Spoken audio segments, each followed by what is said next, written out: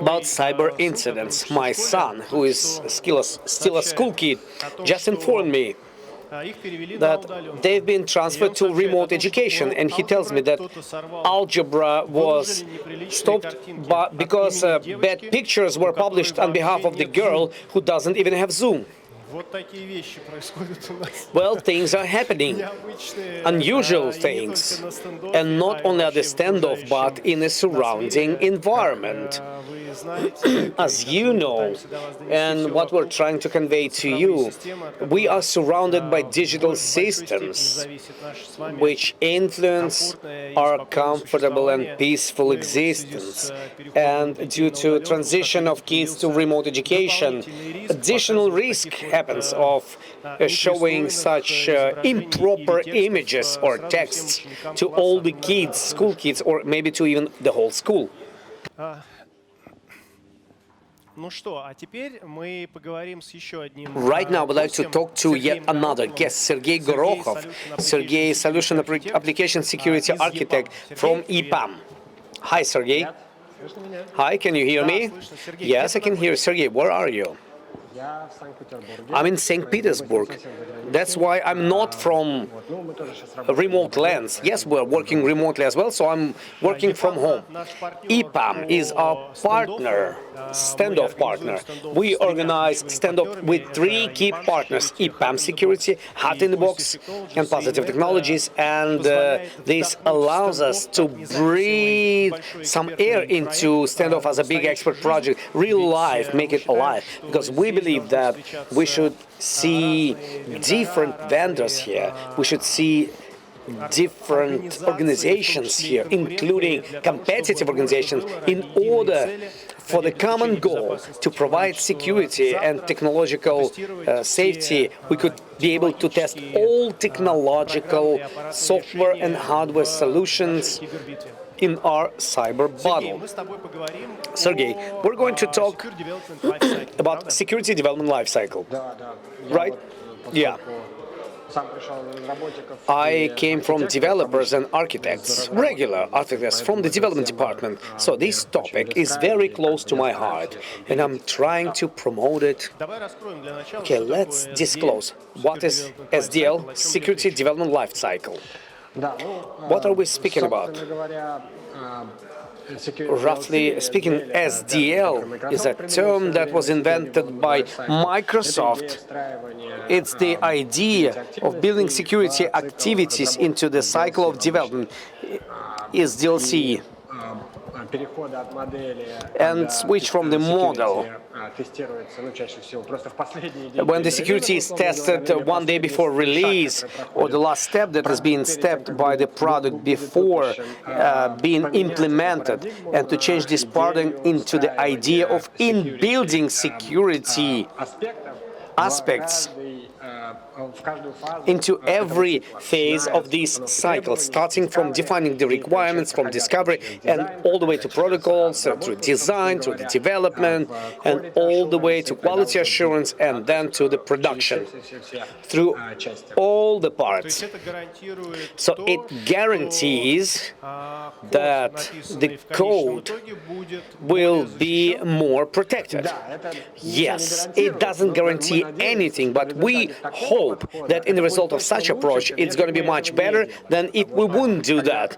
Because when during the last day you do the security check, well, those who test the final product, they don't have a lot of time, they don't have a lot of things, they don't have a lot of information which is available for the development team when they've started everything from the scratch. And those problems, which might even be discovered, they can be very expensive for fixing, because in the worst case, they may tackle the whole system, and before the production, nobody's going to change the basics of the architecture, and otherwise it may not be even possible. So it saves us, first of all, from the point of view of coverage. We take as much as possible, and we can check as much as possible if we do everything from the beginning to the end. And second of all, we making the process of management cheaper, because we correct everything immediately while discovering it and not waiting for the final moment. In the name, of our conversation, it says SDLC with a star, with an asterisk.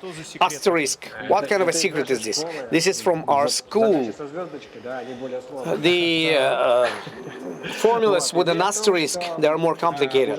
The idea is that everybody understands and everybody knows that.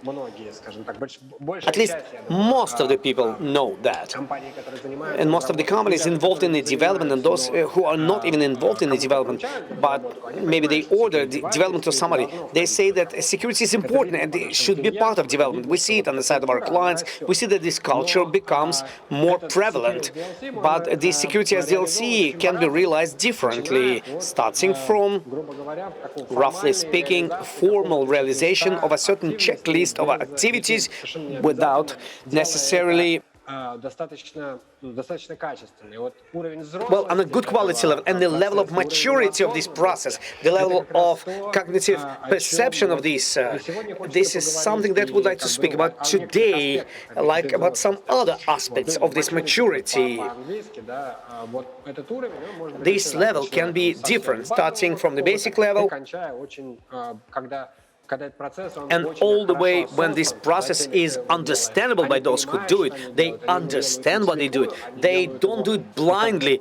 They do it with understanding of what they want to receive and how they are getting this. Sergei, security development life cycle.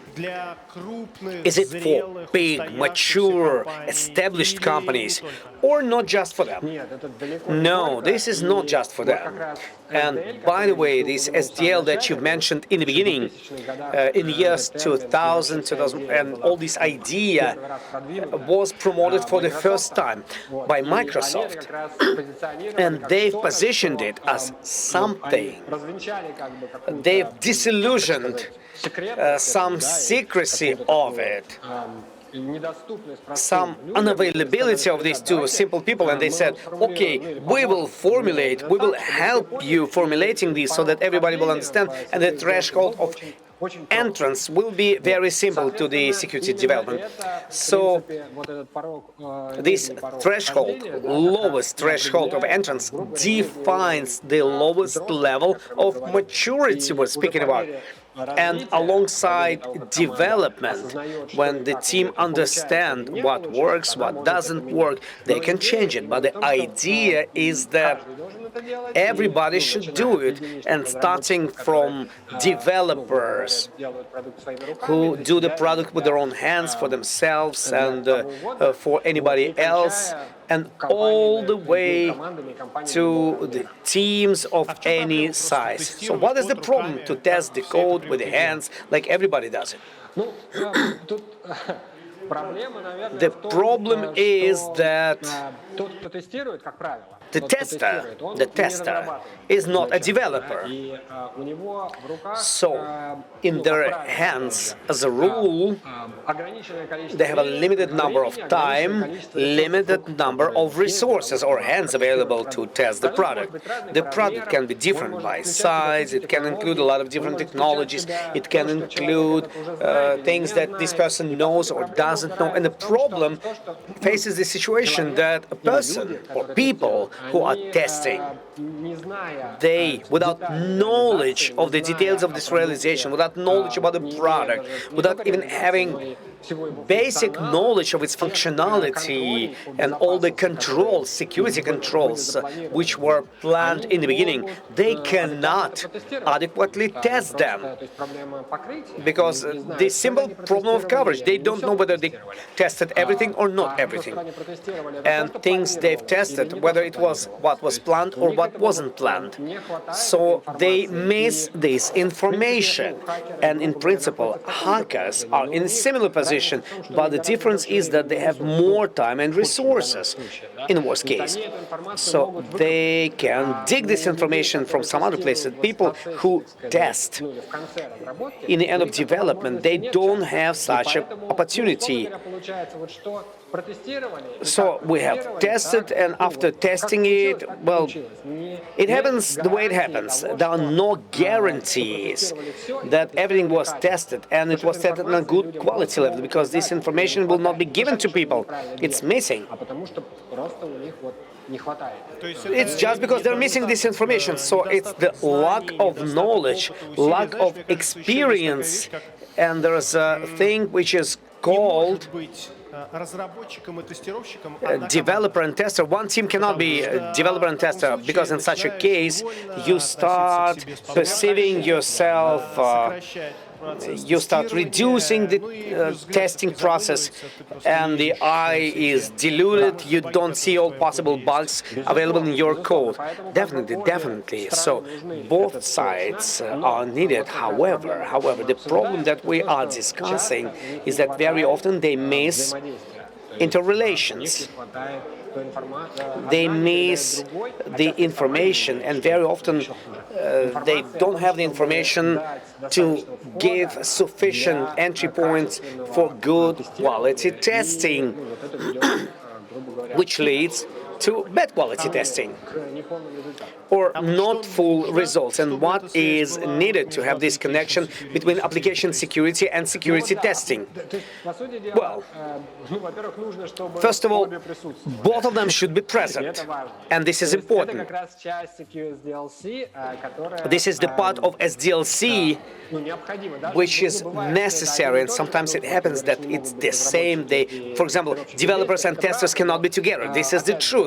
But once again, life tells us that specialists are always missing, and the security team scalability, it's a constant problem. So there are people who include knowledge of both sides. These are more advanced specialists from the application security or testers, which can cover both of these directions, but they have to understand, and they should have enough resources and time to understand that they cover both roles, and they don't have to fight against something without having the possibility of looking into something else. But these should be different people, and roughly speaking, they give information to others, and they participate together in this process, starting from design, starting from the collection of the requirements, starting from risk assessments, starting from threat modeling. They build architecture, security control in different parts of the systems, on the level of infrastructure, on the level of application in the system. Testers have to see that. They should participate in it, and therefore they should invest from their own side, their own knowledge, which is related to how this can be hacked. And then it becomes more transparent for them. It becomes transparent for their system, and on the basis of these, they can build, roughly speaking, the test cases. They can build attack scenarios. They would be able to test, so that system would be looked from all the sides holistically, knowing how it's built and knowing that developers been planning in the beginning something for it, and even helping to put it inside by saying that, okay, down here you overlooked this thing. We're not even testing. We didn't come to the testing. You have not realized the software, but the architecture is known, and he can look at it and say, well, if I would test it, I would do it this way, but you don't have anything here. It's not planned. But if it's not planned, it means it's not going to be realized, and it's not going to be realized. I know that it's going to be a vulnerability. So I may not even come to you, or I will immediately report back to you. You just said that representatives of both teams are discussing possible risks, on the basis of which their discussion is being built for these possible risks, and how this risk card is looking like. Well, this is a good question, because right now I've been listening to previous speakers, and they've been telling us about SOC, and they've been telling us about the risks as well. So how can we do it in such a way How can we overlay business problem and how business perceives the problem on the technical security level? Roughly speaking, imagining security in such a way so that business would be able to see that this is not just a technical problem, it's their problem, specifically their problem. How can we understand that in the process when we are in the process of software development? How can we combine one thing with another? Fear of the CEO with writing the software code.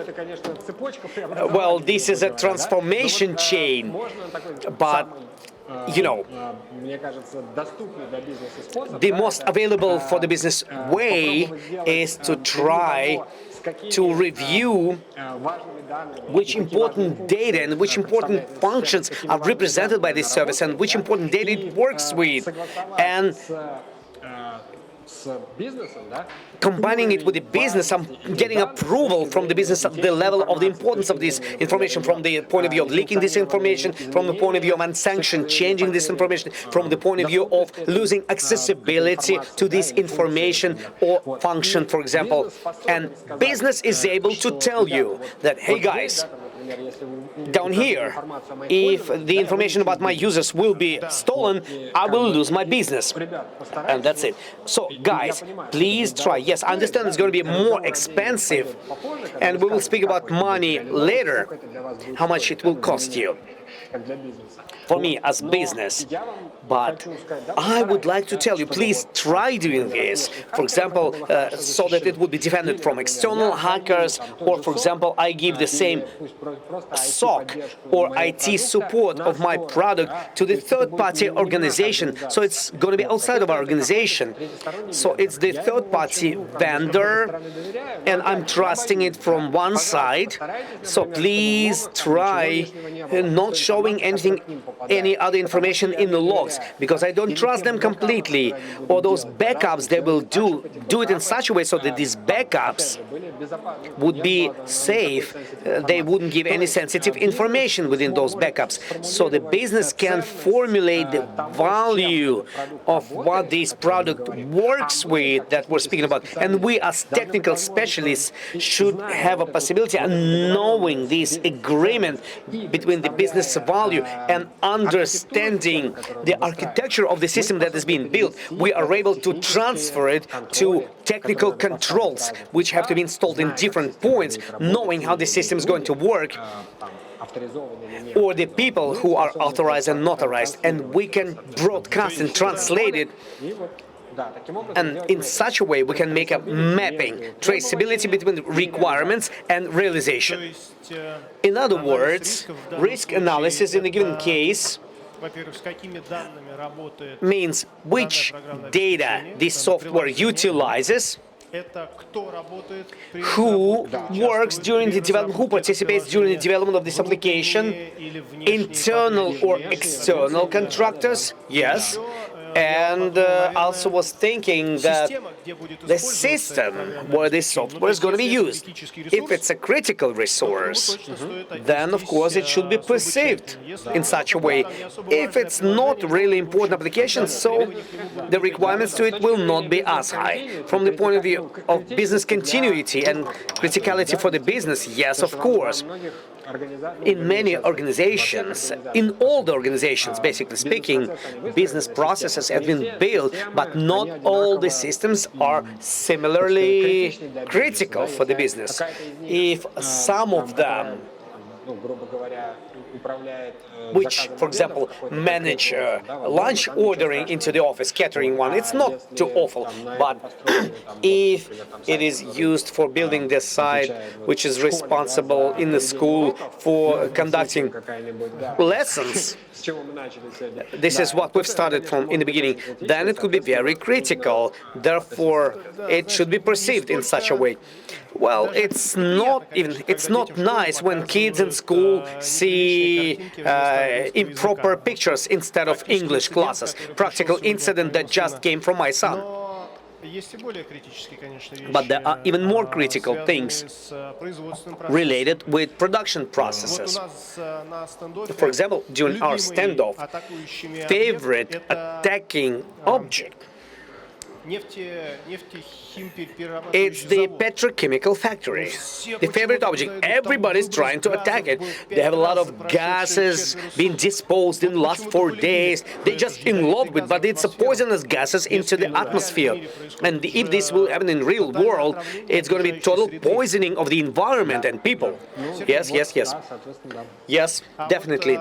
Well, speaking about collecting risks and building proper work with them.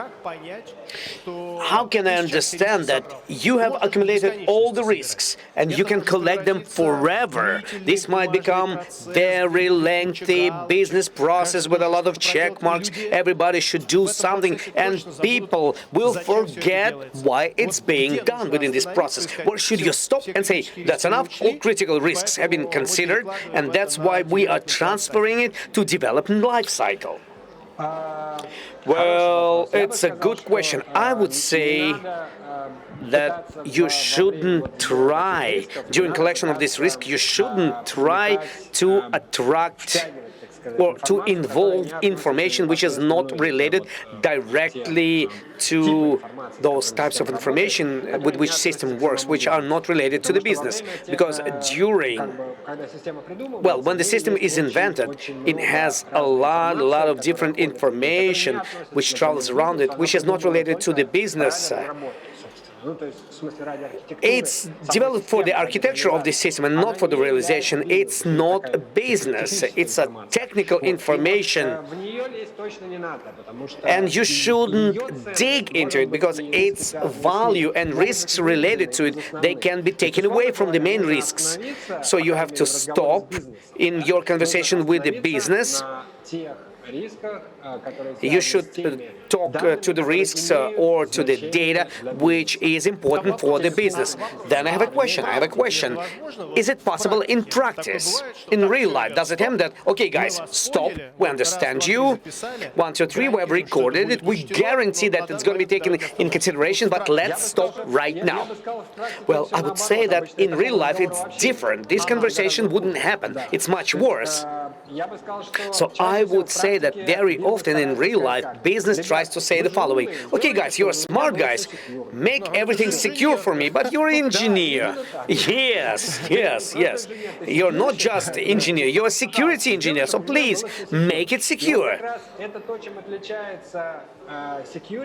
And this is what is the difference between the security, the bad side, from other requirements, functional and non-functional ones. In other requirements, business understand what we're speaking about. Not always. Yes, not always. And I think that right now we're going to move our conversation into another direction. Yeah, buy another antivirus. That's going to be a... Well, I'm not speaking about the security. Well, I'm saying, for example, let's speak about performance. Everybody understands. What is performance? Well, basically, you can go into details, but you understand. Or scalability, for example. Or resilience. All people understand those words. Functionality. Everybody understands. Business comes to us for the functionality. Business functionality. But when we speak about security, that's it. Brain is disconnected completely. We don't even try to invent what do we mean by that. We start talking in the terms of products. Okay, let's include another product here. They start talking in the terms of best practices. Okay, let's apply all possible best practices. Where they come from, why, who invented them, it doesn't matter. Let's introduce them and think that everything's beautiful. So this conversation very often immediately rolls into the realization of certain checks or certain standard things which definitely are needed, but sometimes they are applied without even thinking about them, because some encoding, we are encoding something, but we don't understand what are we encoding and against who we are encoding it. Who's going to be the person who will lose access to data? Whom are we being protecting this from? So there's a word encoding, so we put the check mark. We have applied the encoding. That's it. That's why, if we're speaking about practical life, this conversation is not happening between business meanings and business risks, and honing it on a certain level and achieving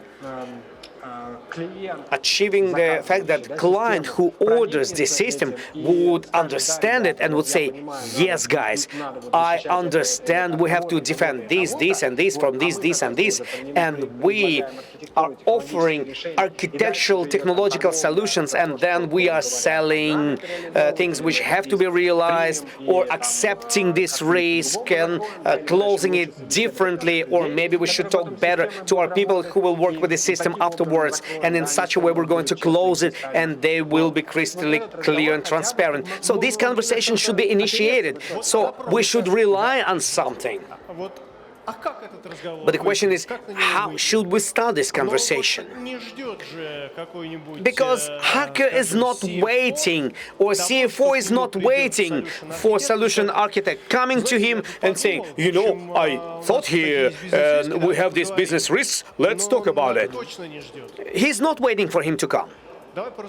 Let's discuss about it. What should be done about it? How can we approach this problem? Well, honestly, retrospectively, 5 to 7 years ago, they've been talking about things, okay, let's try to show potential losses that can be acquired, or maybe we can demonstrate some kind of attack and scare them, just simply scare them and say, okay, would you like to have something like that, but in real production? To make a demo, yeah, make a demo, like taking the standoff, bring it into the company to CEO and say, look here, 1, 2, 3, is it clear? The pollution of poisonous gas, the fairies will roll away. Why have you been so silent? It's understandable. Yeah, something like that, or even better, this could be done in their live system, which already works, maybe not in production, but in such a way so that they would understand and they would feel that not everything is so good in this beautiful kingdom of theirs. Right now, this we can see from experience. The understanding and the culture is growing. We see more and more of them asking this question, and they ask this question when they think that, well, they understand that this question has to be asked, but they don't know which answer they would like to hear. So we can say that, yes, we will do everything, and they will come at peace. But they will never participate in it. They don't want to participate in it. Yes. And this is another problem. So we are moving in a proper direction within this process, and gradually the life teaches them. However, not fast enough, and they didn't go too far away. So we still have to look for proper stakeholders, people who are interested inside of the company, and amongst those people who initiate a project on the side of the client, and to say them, okay, guys, let's not just test in the end, but let's do something else. Let's think about the security on a higher level, and let's prepare the infrastructure, security operations. Let's do all of this since the beginning and not at the final moment. Yes, for this we need more money. Yes, for this. Don't scare me away. Don't scare me away. You went too far away. You went too far away. Maybe not. Maybe not. It happens like that. Sometimes you can do some minimal things, but this level of maturity is not like similar for everybody. But this is a very peculiar. This is a thin line, which is very individual for every specific case, and on the basis of the risks, on the basis of some technical things, how it is done, why it is done, what's the language that we use, where it's been hosted, which technologies have been utilized for it, who supports it, who uses it, is it an internal system inside of the company, or is it in the internet? So a lot of those aspects which determine the level of risks. Therefore, depending from this particular level of maturity, it can be defined. And I have the final question to you, Sergei. Is it possible to connect the topic we are discussing right now, security development life cycle, with business risk analysis to provide understanding from the side of the key stakeholders in the company of why is it important for this application to be protected and what might happen if this will not be done. How can we provide this dialogue? Can it be done by SDL, or what should be corrected in the SDL to make it possible? Well, I think that two different scenarios. One, when the product is not available, and this SDLC just started. We start just from DLC. I'm not going to talk about other scenarios when we speak about the level of the company or about the level of a single project, because basically speaking, the company shouldn't do SDLC only in one project, but if they do it, and if they have a certain workshop of their own products or product line which are being developed or purchased, it has to be security program should cover on the level of the company all of them, and then automatically it's designed and projected to every specific project. So if we're speaking about one project, either it exists or it doesn't exist. If it doesn't exist, then there is nothing to scare them away. You just have to convince them because there's no process, and you have to convince the client to do it. But if the product is available, then yes, this is a wonderful thing. Meaning wonderful not from the point of view of making a product without SDLC, this is bad. But if we have conducted some activities in the existing product, if we have acquired certain results, we can show the process result from the point of view of transparency, security, product security. Okay, let's see. This is what we have in the result. Let's see. In your product, we already know that there are these and these problems, and these problems on the level of architecture are more expensive, these are cheaper, these are more expensive. This you can agree with manufacturers. So there are some options. Yes, and transparency. Secure SDLC gives business the most important thing, transparency. When we speak, when often you ask in the end of the project, so is our product secure? Yes, it is secure. Okay, wonderful, good thing. But we cannot just say that whether it's secure or not secure. We can say, yes, it's secure, and this is why. And this is what was done, and here's the result. Well, without this, without such approach, without this process, this transparency will not be achieved. And then business can come to conclusions. On the basis of this project, you can say, oh, this is so wonderful. We realistically see the level of security. We see how many things, how many bad things, how many good things are available. We see the level of testing coverage. Roughly speaking, 90% of functions have been covered. And we even want to go deeper and see how. So certain matrices are available. Yes, KPIs are available. And this is necessary. Thank you very much, Sergei. I see the light in the end of the tunnel. Security development life cycle is an important thing. And as I understand, not only big organizations should be involved in it, but all the developers. So that, first of all, that you wouldn't be both developer and tester in one entity or in one team. And second of all, you should have a certain base of full testing, which you may not even know as a developer, and then conversation about business risks, the language understandable to the management of the company,